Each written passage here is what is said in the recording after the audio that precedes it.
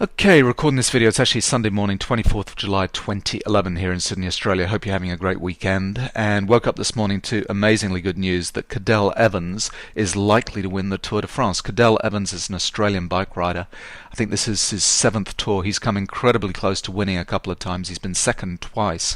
And that he might actually win this year is on the cards, which is just extraordinarily good news. He's 34 years old, so in tour terms, he's actually quite old. We're so excited in Australia, we're thinking about having a national holiday to celebrate, so that's how important it is for us here. Anyway, also getting some great emails. Got one on Friday from John S. Hey Barry, just a quick note to thank you for all your hard work, videos and commentary, incredible resource. Been working hard for the last 45 trading days, grooving the indicators, and I finally put together my best week. 24 points over 5 sessions. My worst day was a gain of 2.5. Looking forward to next week. So wow, 24. That's excellent, John. Let's do that every week. And also got another message from Warren. Warren I've featured a couple of times. He's been consistently pulling off some really good one-shot, one-kills. So, hey, Barry, had a good week of trading. Only one loser for a 1-point loss and a total of 11.5 points profit for the week. There were many trades I was ahead by 3 3/4, watched it retrace all the way to break even, so I have considerable work to do in that area. I like your system for many reasons. Mainly this is the first quantifiable way for me to trade near support and resistance. My weakness in the past that I would trade off a bounce of support, usually to see that support broken, and I'd exit in a panic for a loss. That flaw in my entries appear to be corrected now. Your indicators point me in the right direction of the move. Next week we'll be working on better exits. And I think that's right. You can see on price kind of support and resistance levels kind of coming in. But when you combine that with momentum and looking at for divergence patterns as well as average trade size and looking for professional activity, you kind of get more confidence that you're actually seeing real support and resistance levels. And so when they get tested and when they get broken a little bit, you kind of have a little bit more kind of confidence that they actually should hold in the medium term and kind of get bounces off supports and bounces off resistance. So interesting comment there from Warren. So let's get to the charts, and I don't want to make this video too long and too kind of self-flagellation. I missed the bounce this week that we got kind of setting up early in the week and was really strong Wednesday, Thursday, less so on Friday. And in my mind, there are 3 kind of mistakes we make as traders. The first one is in too soon, the second one is out too soon, and the third one is a missed trade. And for me, definitely this week, this was a story of kind of a missed trade. And I don't know why we do this. I think everybody kind of does it. You kind of tend to second guess your indicators. You might have some kind of bias. Me, it's kind of a short bias, and I see a long trade kind of setting up here, and I don't want to believe it's there. And I just want to roll through as a way of, kind of self-reinforcement to myself, and it might be of interest to you, 8 signals from the indicators that were showing the bounce into this week. And I didn't take it. I refused to believe it was on, even though the evidence was mounting day by day by day. So let me just talk about that and run through these kind of 8 examples. First one is better sine wave. Better sine wave on daily and weekly charts. And I've been pointing about this, and I was saying, that we had this kind of support level coming up, and I was thinking that we'd kind of continue to make new lows until this support level got kind of confirmed lower down than kind of the activity at the end of the, last week and the beginning of this week. And it didn't. It kind of rallied all this week, and the support level is now kind of come in midway between this move. Now, traditionally what happens is what that shows is the market is actually pretty strong. And so because the support resist level was not printed right down at the bottom, and the price started to move before the support level actually came in, that actually moves it's kind of stronger than we think.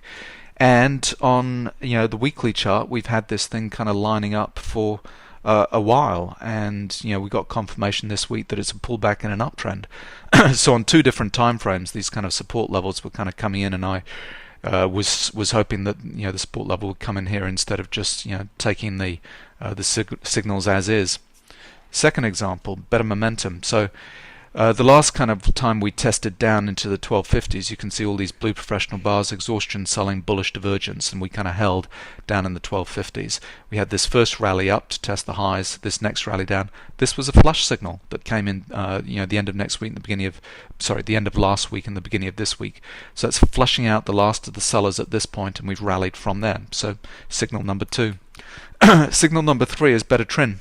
So This is the week's move: Friday, Thursday, Wednesday, Tuesday, Monday. At the end of last week, on Friday's activity, we had a signal in.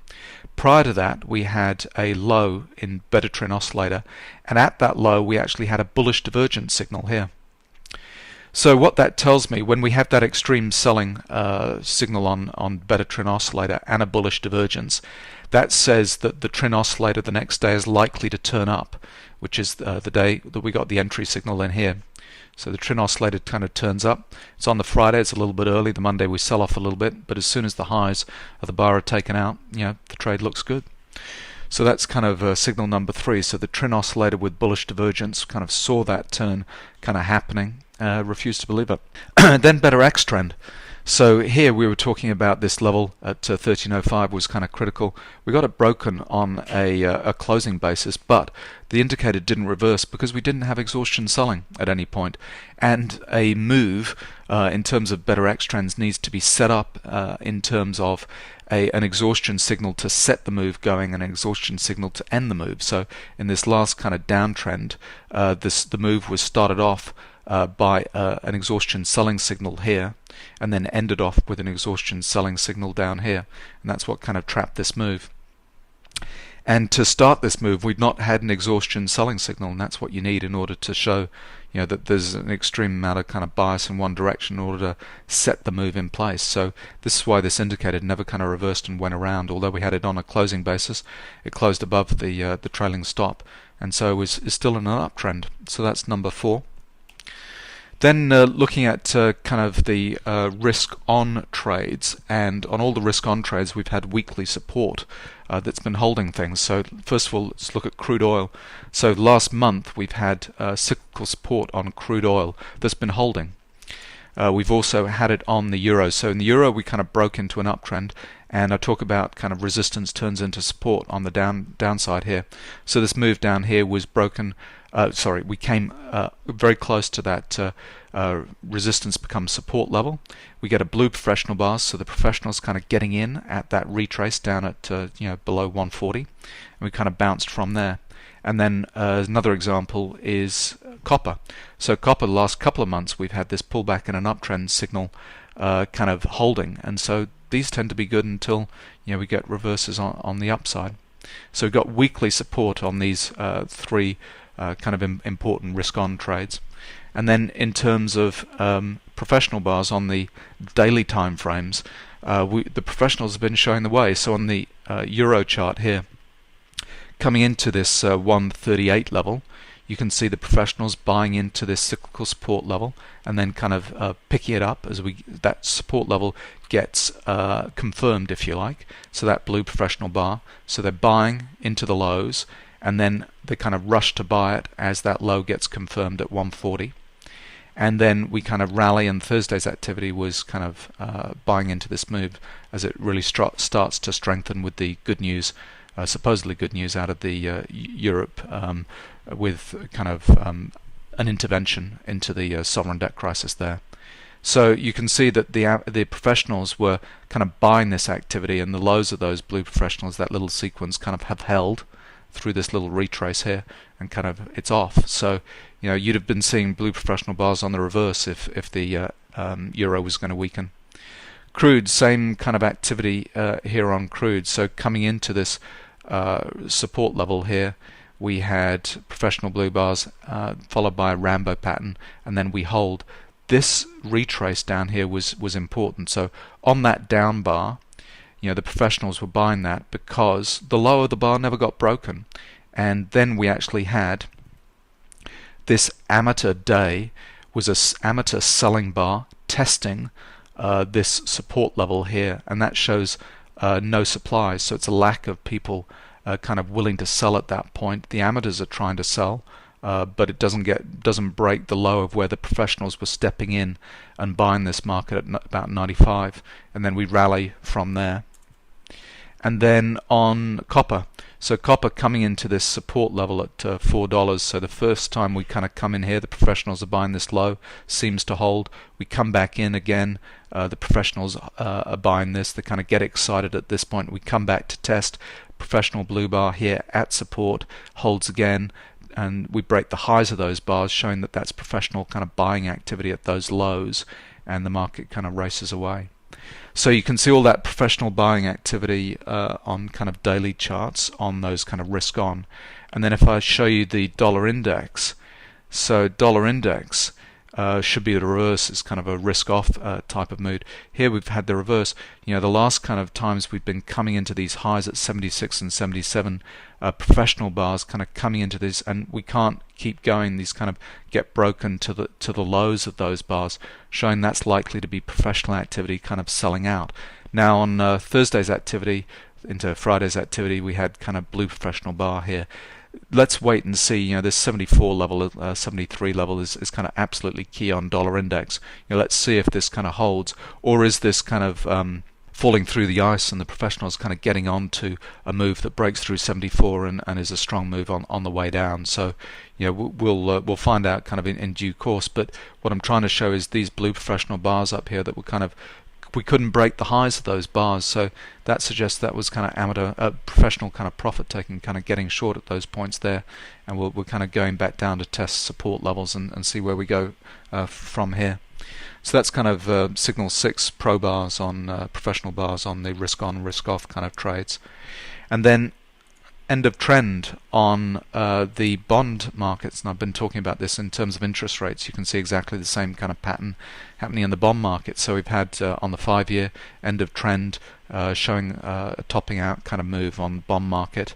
30-year was less, it wasn't an end of trend, but it was a cyclical resistance level. But on the 10-year, again, another end of trend. So if we're seeing the bond market kind of topping out, that would mean kind of money moving from the bond market into the equities market, kind of spiking the equities run that we've had. So that's number 7, kind of end of trend warning signals on the bonds market. And then on the weekly charts in terms of bonds, we've also got resistance. So here's the 30-year.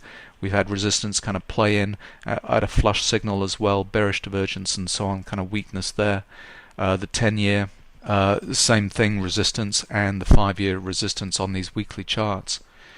So there we go. I'm not sure I could see all of these things lining up, and was just refusing to believe that the market could actually rally from here. And I suppose I'm starting to think, can I believe that the market's going to continue this rally and make kind of new highs? And again, kind of no signals to suggest the reverse of that is kind of taking place. The only thing that I can point to that is kind of worrisome or a sign of weakness as we go forward. The last couple of days on the average trade size for the E-mini has been extremely small. Okay, very low average trade size, kind of pushing into these 1340 levels. And on Friday, on a whole bunch of charts, not only the equities charts, the indices charts, but also kind of the commodities, risk on, risk off, and so on, we had a lot of kind of amateur bars at the highs. So that would suggest we'd have a little bit of a retrace in order to just kind of check ourselves and just see if the rally kind of continues. So that's kind of the only warning that I have. But apart from those kind of things, it does suggest to me that on this daily time frame, this cyclical support area is going to hold for the time being. We're going to rally on. Now, there's always a caveat, I suppose. So these support levels at 1300 on the weekly chart and kind of 1315, 1320 on the daily chart are absolutely key. We need to hold those. If we break those, we're in a downtrend. But my bias has been to the downside, and I've been kind of this week poorly served by just concentrating on that way too much. So there's kind of 8 signals that during the week were evident that I chose to ignore just because of my downside bias. And so on Thursday I actually didn't trade at all, just as the market kind of took off, didn't believe it, and so I just basically went on strike and didn't take a trade. And then on Friday was kind of choppy day, and I ended up down 3. But for the week I was up 13, so I had a good Monday, Tuesday, Wednesday. Monday was 5, Tuesday was 3 1/4, Wednesday was 7 3/4. So I ended the week up 13. So I'm happy with that. I don't want to kind of whip myself into a frenzy over this, kind of second guessing my indicators. But it's there. I think everybody kind of does it to a certain extent. We're not machines. And that was my kind of mea culpa this week. So anyway, Hope you had a good week trading. Obviously, there are some traders out there using the better indicators that are doing extremely well. So we had Warren doing well, we had John doing well. So even though you have these kind of mental biases like I do, you're still able to. It's still possible to kind of trade consistently. I think on a weekly basis at least. So there we go. Hope you are enjoying your weekend and looking forward. I think next week we've got GDP numbers. I think coming out at the end of the week, and I think there's going to be all kinds of news releases. We've got debt ceiling stuff going on. It's going to be exciting. So enjoy the week.